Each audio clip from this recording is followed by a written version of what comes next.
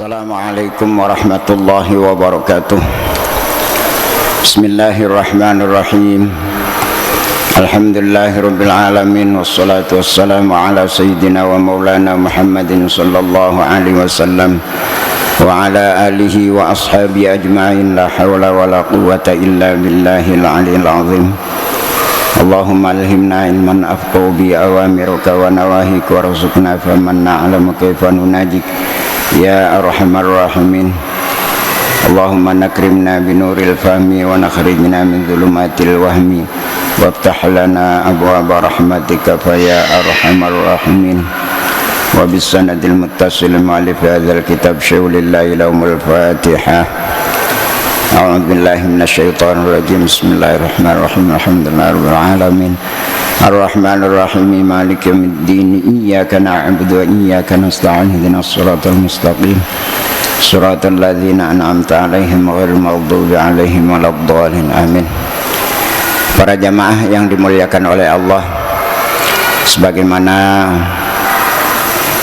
biasa sebelum pengajian dimulai, pertama saya menyampaikan selamat hari raya Idul Adha. Mudah-mudahan kita semuanya akan selalu mendapatkan perlindungan dari Allah Subhanahu wa taala, dipanjangkan umur, sehat wal afiyah.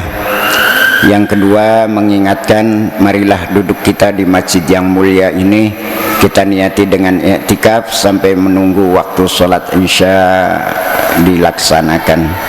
Bismillahirrahmanirrahim. Nawaitul i'tikaf sunnatan lillahi ta'ala. Baik, kita lanjutkan pada ayat 184 surat Al-Baqarah. A'udzu billahi minasyaitonir rajim. Bismillahirrahmanirrahim. Ayyaman ma'dudat. فمن كان منكم مريضا أو على سفر فعدة من أيام أخر وعلى الذين يطيقونه فدية طعام مسكين فمن تطوع خيرا فهو خير له وأن تصوموا فمن تطوع فهو khairul lah wa antasumu khairul lakum in kuntum ta'lamun. Ayat ini masih menjelaskan tentang rukun Islam yang ketiga, atau bisa dikatakan bagian rukun Islam yang pertama. Apa saya katakan pertama? Sering kali saya ulang-ulang, rukun Islam itu dibagi menjadi dua. Yang pertama namanya rukun Islam ibtidaiyatan, yang kedua dinamakan rukun Islam waqi'iyatan. Ibtidaiyatan itu maknanya apa?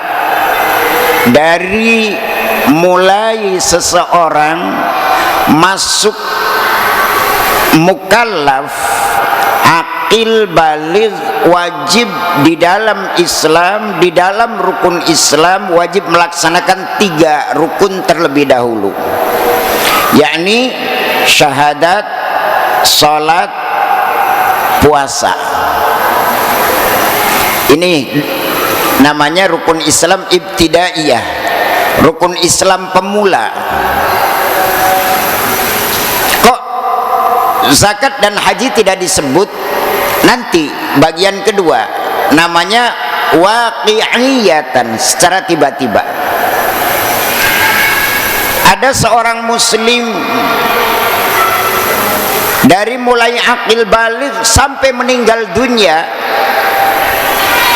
tanpa diberikan rizki yang lebih, sehingga dia tidak wajib melaksanakan zakat,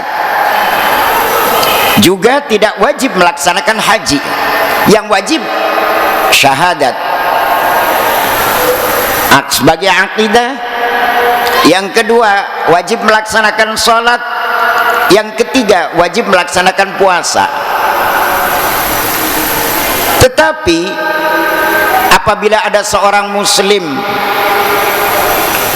aqil baligh, menginjak dewasa, kemudian berumah tangga, dia usahanya makin jadi sehingga hartanya makin banyak. Kalau dia itu usahanya di dalam niaga, wajib seketika belajar bab zakat. Kalau dia itu usahanya di bagian hortikultura, maka wajib belajar zakat zuru'. Tetapi apabila dia itu mempunyai harta benda dari logam mulia, maka wajib belajar zakatnya logam mulia. Kapan kewajibannya?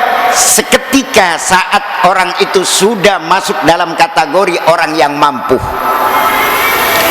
Orang mampu menurut Imam Malik standarnya adalah orang yang apabila dalam tahun takwim, di dalam tahun ketemu dengan tahun yang akan datang, 1 Januari dengan 1 Januari, saldo tabungannya sama dengan nisabnya emas. Kalau dihitung 84 gram kali, taruh sebagai ukuran saja 500.000, berarti 40 juta atau 42 juta. Orang itu dikatakan orang kaya. Ini standar Imam Malik. Apabila ada orang sudah mempunyai kewajiban zakat, wajib. Ada orang niaga sampai hartanya banyak, kemudian dia itu tidak belajar, tidak pernah belajar bab zakat, maka niaganya itu termasuk dosa. Karena tidak tahu bagaimana cara menghitungnya, bagaimana cara apa yang wajib dikeluarkannya, di mana tahun takwimnya, di mana mulai haulnya, itu harus belajar. Nah, punten, di Indonesia ini masih banyak teman-teman kita yang belum menyadari tentang hal ini.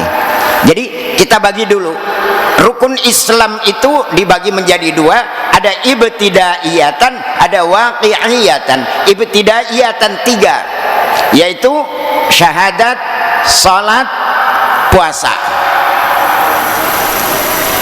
Kemudian waqi'iyatan 2, secara tiba-tiba.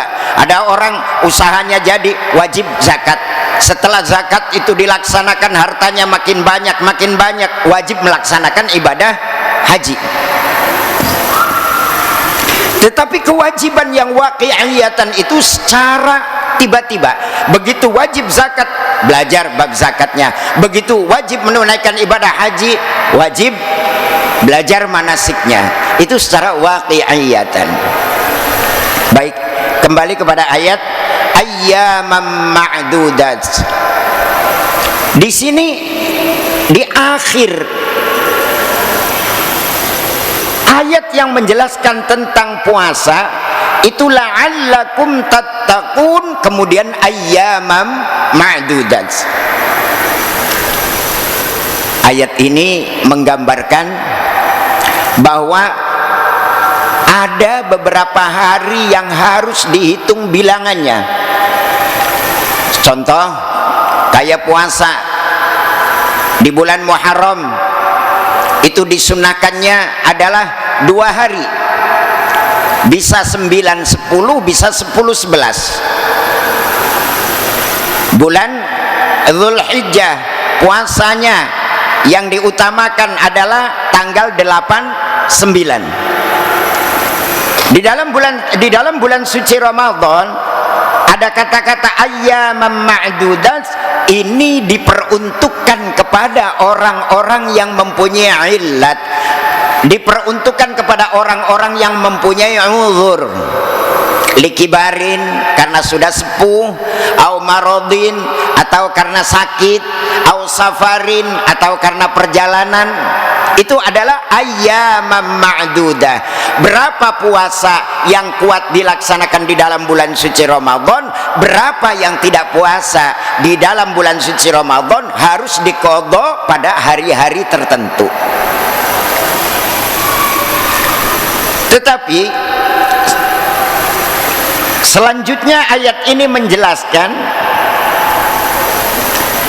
faman kana minkum maridun aw ala safarin fa'iddatum min ayyamin ukhar.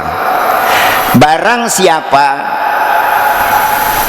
yang datangnya bulan suci Ramadan hina syuhudi maridun, kalau waktu kita kedatangan bulan suci Ramadan, karena bulan suci Ramadan itu diketahuinya malam, tidak siang. Karena siang itu untuk mengetahui pergantian hari, tetapi kalau malam itu pergantian tanggal. Itu ada perbedaan antara siang dengan malam. Kalau siang itu adalah menandakan pergantiannya hari, tetapi kalau malam pergantiannya tanggal.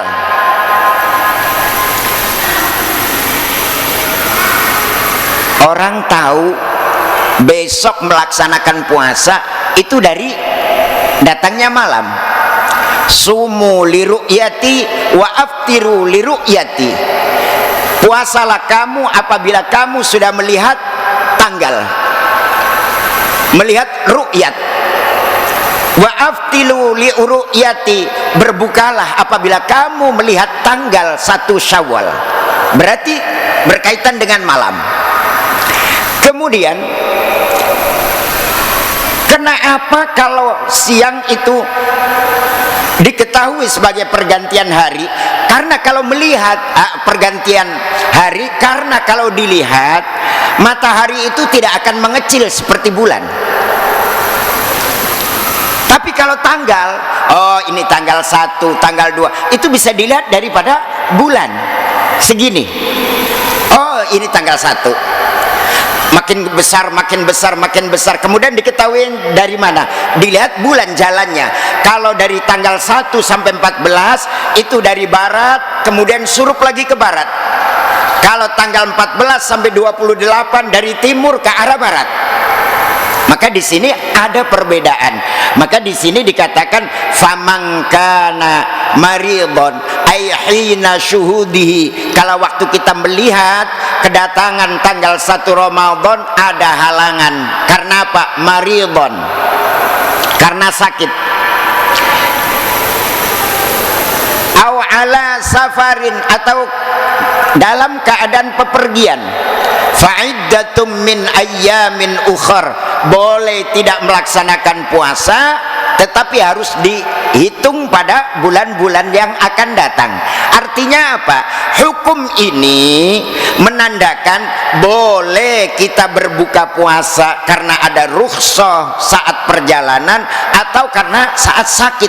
Tetapi hukum ini dikuatkan dengan ayat yang lain. Apabila kamu kuat dalam perjalanan, lebih baik tidak berbuka. Seperti itu. Apabila kamu sakit saat datangnya bulan suci Ramadan, kemudian kuat melaksanakan puasa, lebih baik melaksanakan puasa. Jangan seperti orang mempermudah, ya batal belah, gampang kodok. Nah, beda puasa di dalam bulan suci Ramadan dengan qadha di bulan Syawal, beda. Bedanya apa? Lihat keutamaan bulan suci Ramadan.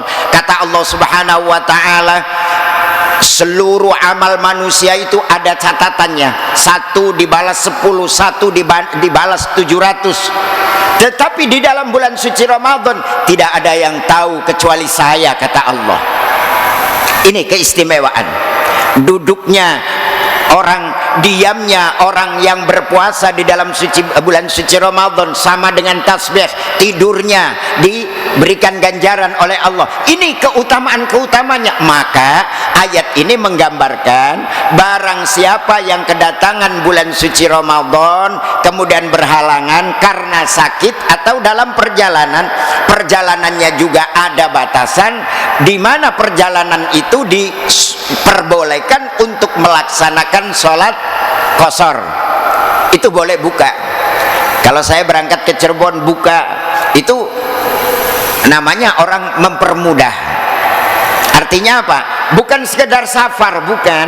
Ada batas-batas safarnya. Harus satu perjalanan yang diperbolehkan untuk melaksanakan sholat qashar. Maka ayat ini diakhiri dengan la'allakum tattaqun, karena Ramadan itu keluar dari kata-kata ramad, yaitu pembakaran.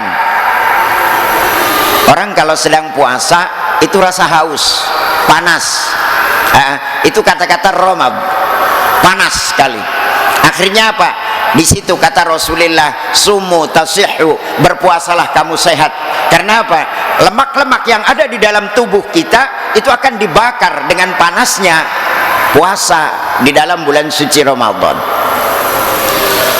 Jamaah yang dimuliakan oleh Allah, tetapi ayat ini seakan-akan memberikan rukhsah kepada kita sekalian.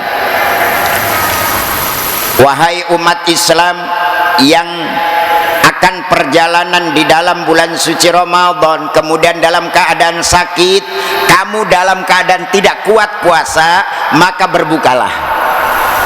Wahai umat Islam yang kedatangan bulan suci Ramadan, kamu akan melaksanakan perjalanan yang perjalanannya diperbolehkan melaksanakan sholat qashar, maka boleh buka.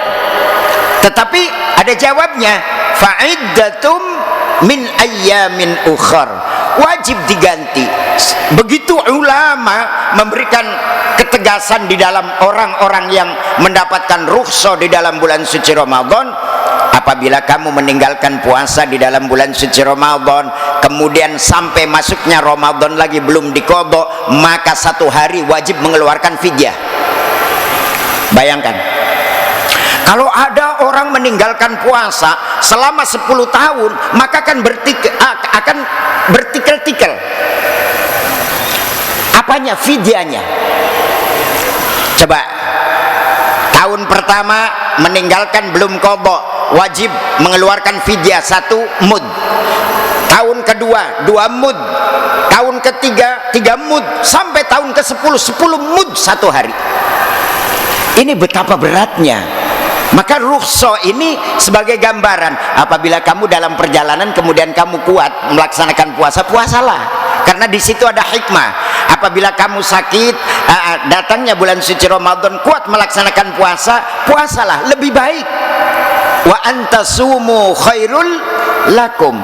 Tapi apabila kamu akan melaksanakan puasa, itu akan lebih baik kata Allah daripada berbuka. Jadi ayat ini sebenarnya menurut Imam Ibnu Abbas sudah dimansukh, sudah dihilangkan. Bagi orang yang akan pepergian, bagi orang yang sakit, sudah jangan dikatakan ada rukhsah. Jangan. Karena apa? Wa antasumu khairul lakum. Tetapi ayat ini menggambarkan bahwa menjadi ketetapan bagi wanita yang sedang menyusui anaknya, mengkhawatirkan apabila puasa anaknya akan jadi sakit, boleh dengan secara mutlak. Ini menurut Imam Ibnu Abbas. Subhanallah. Kadang-kadang kita taunya itu sepenggal. Berangkat ke Jakarta, Oli kader gak buka, masuk rest area makan. Tidak disadari bahwa qadhonya itu lebih berat. Karena apa? Puasa sendirian dengan puasa bareng-bareng itu berat. Puasa sendirian bagi orang yang tidak biasa puasa.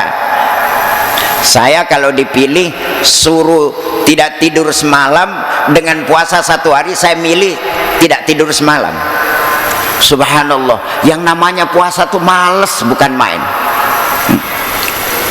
Pantes ukurannya, ya ayyuhalladzina amanu kutiba alaikumus syiyam. Pantes Allah menyampaikan, puasalah wahai orang-orang yang beriman. Karena apa? Allah sudah membaca, biarpun Islam nanti kedatangan bulan suci Ramadan banyak yang tidak melaksanakan puasa, maka itulah sebagai tanda-tanda mana orang yang beriman dan mana orang yang belum beriman. Qala Ibnu Abbas illal hamil wal murdi'u kecuali yang boleh berbuka saat bulan suci Ramadan datang satu orang yang hamil karena kandungannya sudah besar, sudah waktunya melahirkan, merasa berat untuk berpuasa, bukalah. Yang kedua, ibu-ibu yang sedang menyusui anaknya, mengkhawatirkan kalau dibawa puasa anaknya akan sakit, boleh tidak berpuasa. Tetapi dari orang pepergian, orang yang sakit, orang yang sedang menyusui, atau orang yang sedang hamil, ayat ini diteruskan, wa antasumu khairul lakum faman tatawwa'a khairan fahuwa khairul la. Mana ayatnya? Fa'iddatum min ayyamin ukhar wa 'alal ladzina yutiquna fidyatu ta'amu miskin. Bagi orang-orang yang tidak mampu melaksanakan puasa karena likibarin au zamamatin, karena sudah tua, karena sudah lumpuh, maka boleh tidak berpuasa, tetapi mempunyai kewajiban setiap hari mengeluarkan fidyah. Berapa fidyahnya? Lebih dari satu orang diberikan satu mud. Berapa satu mud? Takdir kira-kira antara 7 on setiap hari. Hari ini tidak puasa, sore keluarganya mencari fakir miskin, Pak kesini Pak, ini Pak fidyahnya bapak saya tidak puasa, besoknya lagi diberikan lagi. Itu adalah pemberian sebagai tambal, sebagai pengganti orang tua yang tidak kuat melaksanakan puasa. Nah, semua ini di dalam ayat ini adalah wa 'alal ladzina yutiquna fidyatun ta'amu miskin. Bagi orang-orang yang tidak mampu untuk melaksanakan puasa, wajib setiap hari mengeluarkan fidyah sebagai pemberian kepada makanan pokok orang-orang miskin. Kita di Indonesia makan pokoknya adalah macam-macam. Ada yang di Jawa Timur itu dalam satu daerah, namanya daerah Trenggalek, itu makannya gaplek, maka berikan gaplek. Apabila kita di sini daerahnya adalah makannya itu nasi, maka berikan beras. Berapa per hari? Lebih daripada satu mud. Di sini ada yang mengartikan, jangan diartikan satu hari itu satu mud. Berilah makanan lebih dari satu orang miskin. Bukan satu miskin, lebih dari satu orang miskin. Berapa satu orang miskin? Satu mud, 7 on. Berarti kalau kita tinggal puasa Ramadan satu hari karena sepuh, karena sudah tidak mampu lagi, kadang-kadang puasa paginya namanya orang tua, siang-siang minum, artinya sudah dalam keadaan zamamah, keadaan linglung, maka akan lebih baik sorenya diberikan fidyah. Berapa? 2 orang miskin atau 1 orang miskin lebih daripada makanan pokoknya. 1 orang miskin berapa? 1 mud sebagai pengganti daripada tinggal puasanya orang yang sudah tua. Tetapi di dalam akhir ayat ini, fama tatawwa'a khairan fahuwa khairul lah wa antasumu khairul lakum. Apabila ada orang yang akan membuat kebaikan seperti tinggal puasa karena tua, memberikan berasnya itu lebih dari 1 orang miskin, 1 orang miskin 1 mud, itu lebih baik. Dan orang yang dalam perjalanan, orang yang sakit,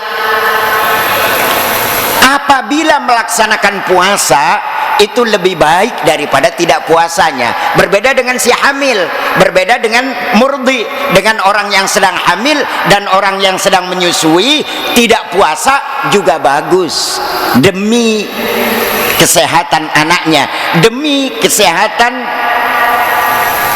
kandungannya. Berbeda dengan orang yang bepergian dan orang yang sakit. Artinya apa? Orang yang sakit, apabila kamu kuat melaksanakan puasa, puasalah, jangan berbuka. Orang yang bepergian yang akan menempuh diperbolehkan sholat qashar, kuat melaksanakan puasa, puasalah. Lebih baik puasa daripada berbuka. Mungkin itu yang bisa saya sampaikan.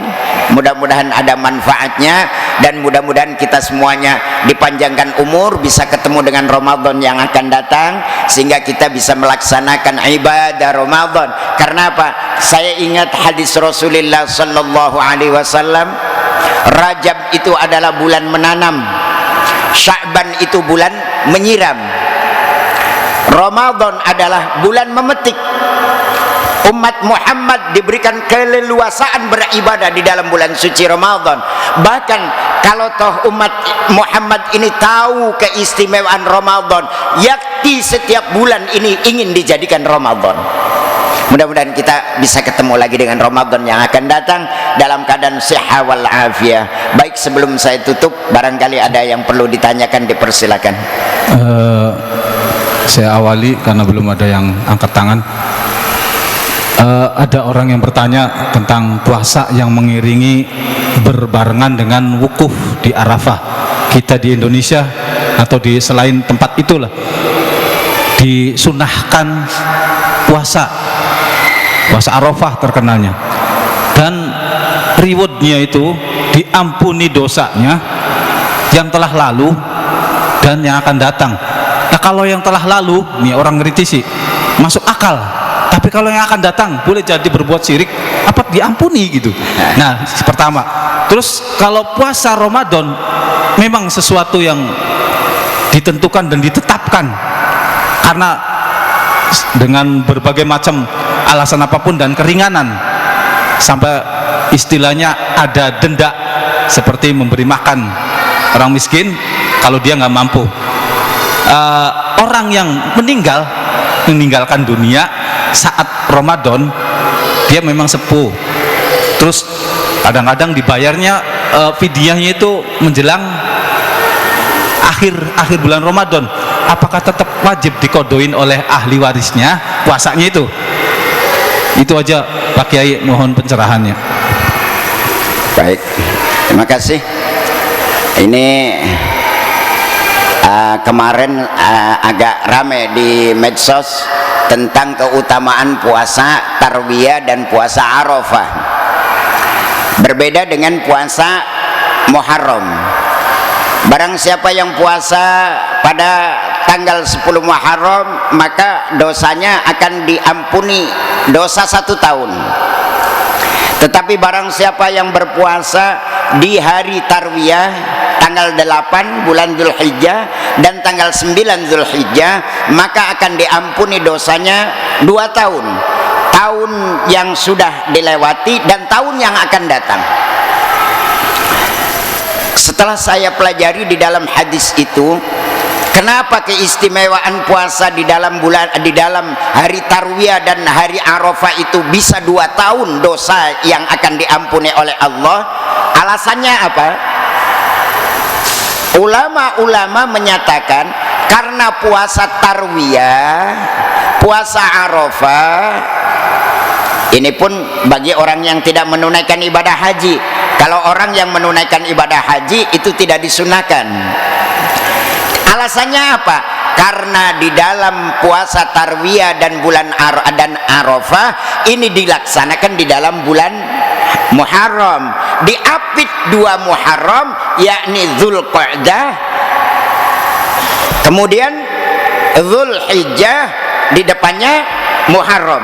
Ini alasannya. Maka dikatakan Allah akan mengampuni dosa 2 tahun. Dosa tahun karena di dalam awalnya bulan Muharram, dan setelah Arafah, setelah Dzulhijjah bulan Muharram lagi. Berbeda dengan puasa Muharram, yaitu tanggal 10 Muharram. Apa sebabnya? Karena bulan Muharram disunahkan puasa tanggal 10, tetapi kata Rasulullah jangan tanggal 10-nya karena itu adalah merupakan puasa yang menyamai orang Yahudi. Berpuasalah tanggal 9-nya dan tanggal 10, atau tanggal 10 dan 11-nya, supaya jangan menyamai dengan orang Yahudi di dalam bulan Muharram. Karena apa? Di dalam bulan Muharram itu adalah bulannya saja yang dimuliakan, setelahnya Muharram itu tidak dimuliakan.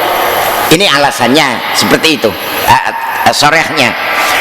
Kemudian mayit yang meninggalkan puasa, apakah wajib diwaris peninggalan puasanya terhadap ahli waris? Sudah barang tentu wajib. Mewaris orang yang meninggal dunia itu baik warisan secara materi atau secara religi, secara ibadah. Ada orang tinggal sholat pada waktu sakit berapa hari, 1 minggu, anaknya wajib mengqadai. Apabila tidak mampu, keluarkan fidyah. Apabila ada orang meninggalkan saat sakit, meninggalkan puasa, kemudian haram hartanya itu diwaris oleh anaknya, sebelum diganti dulu puasanya dengan fidyah, atau diqadai atau diwaris oleh anak-anaknya. Anaknya ketepatan tidak puasanya zaman seminggu, anaknya 7, udah dibagi saja. Anak pertama ini hari Jum'ah, kemudian anak kedua Sabtu sampai Kemis, berarti sudah tidak mempunyai tanggungan. Nah, inilah kewajiban-kewajiban ahli waris. Seringkali saya sampaikan, pada saat sekarang ini banyak sekali orang tua yang memberikan warisan kepada anaknya belum tepat dengan syariat Islam. Orangnya kaya supaya saat meninggal dunia anaknya ini tidak ribut masalah warisan, sebelum meninggal dihibahkan dulu. Anak pertama sebagian, anak kedua sebagian, anak ketiga sebagian, sudah selesai. Untuk hidupnya orang tua tinggal 1 petak. Ini jangan diwaris dulu untuk saya berdua. Hal yang seperti ini bolehkah di dalam Islam? Itu salah. Karena apa? Menghibahkan harta itu tidak boleh lebih daripada 1/3 kekayaan. Itu dihabiskan. Nah, ini mangga diberesi masalah ini, jangan sampai terjadi, karena ancamannya faman lam yakum bima anzalallahu faulaika humul zalimun humul fasikun, naudzubillah min dzalik. Maka dari itu kita seringkali menyampaikan kepada anak-anak kita, apabila bapak meninggal dunia jangan ribut masalah warisan, bagilah sesuai dengan syariat. Kalau toh adik-adikmu yang perempuan ingin pembagiannya rata, berilah kamu hibah terhadap adik-adik perempuannya, agar supaya bagiannya itu sama. Baik, terima kasih Ustaz. Terima kasih. Ya. Waktu Isya sudah masuk. Sekian dari saya, kurang lebihnya waktunya habis. Nggih pripun? Nggih waktune. Ya, silakan 2 menit lagi. Ya.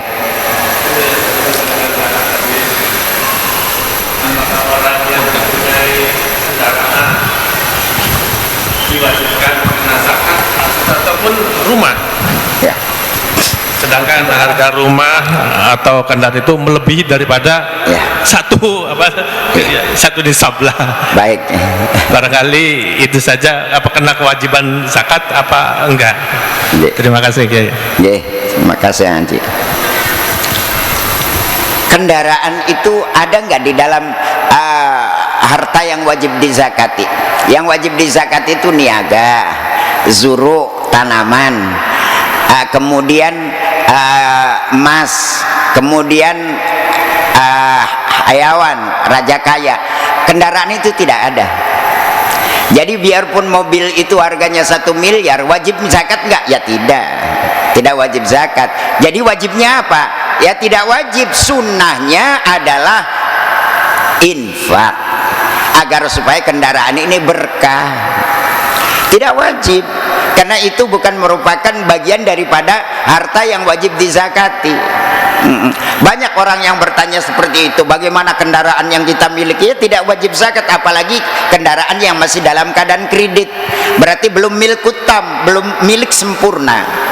Jadi ya kalau punya kendaraan ya pakailah dengan niat untuk beribadah agar supaya berkah, kemudian agar supaya selamat, sering-seringlah sedekah agar supaya apa kendaraannya itu selamat. Wajib zakat enggak? Ya tidak wajib zakat, karena tidak ada di dalam kitabnya, di dalam keterangannya kendaraan itu merupakan bagian daripada harta yang wajib kita zakati. Mohon maaf Haji, jawabannya seperti itu. Memang di dalam kitab-kitabnya tidak ada yang mewajibkan zakat. Baik, terima kasih. Al-Fatihah. A'udzu billahi minasyaitonir rajim. Bismillahirrahmanirrahim. Alhamdulillahirabbil alamin.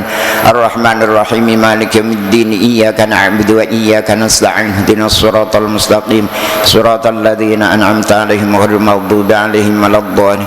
Amin amin ya rabbal alamin. Allahumma shalli wa sallim wa barik ala sayyidina Muhammad wa ala ali sayyidina Muhammad. Allahumma barik lana ya Allah fi umrina wa auladina wa arzaqina wa ilmina wa kulli ma a'taitana. Allahumma ya mukhawwilal akhwal khawil khalana ila sanil hal. Allahumma ya katsirun nawal waffiqna li niyatil khairi fi jamil aqwali wal af'al. Rabbana atina fid dunya hasanah wa fil akhirati hasanah wa qina adzaban nar. Wa sallallahu ala sayyidina Muhammad walhamdulillahi rabbil alamin. Assalamualaikum warahmatullahi wabarakatuh.